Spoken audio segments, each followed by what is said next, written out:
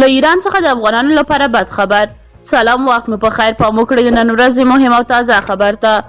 ایران کې افغان کډوال د پاتې کېدو او تللو ترمنځ حیران پاتې دي. ایران یو له هغو هیوادونو نه دی چې ډېر شمېر افغان کډوال پکې میشت دي. سره له دې چې په دې هیواد کې د کډوالو ښکاره شمېرنه نه ده شوې، خو د ځینو سرچینو د اطلاعاتو پر بنسټ شاوخوا 7 میلیونه کډوال ایران کې ژوند کوي. ایراني چارواکو په ځلونو په دې برخه کې خپله اندېښنه څرګنده کړې ده او په ایران کې د افغان کډوالو شمېر د دغه هیواد له وړتیا لوړ ګڼلی دی. له کډوالو سره د ایران د پولیسو له تاوتریخوالي ډک چلند او دغه راز د هغوی د حقونو د نقض په اړه په ځلونو راپورونه ورکړل شوي دي. همداراز راپور ورکړل شوی دی چې ایران په تیر کې له کډوالو نه د پخواني دولت پر وړاندې د فشار د ابزار په توګه ګټه اخیستلی. د بیلګې په توګه په 1480 لمریز کال کې د ایران دولت نږدې 1 میلیون کډوال په ډله ایز ډول له دغه هیواد نه وشړل، چې د هغه په غبرګون کې د افغانستان پارلمان د کډوالو چارو وزیر استهزاء کړ.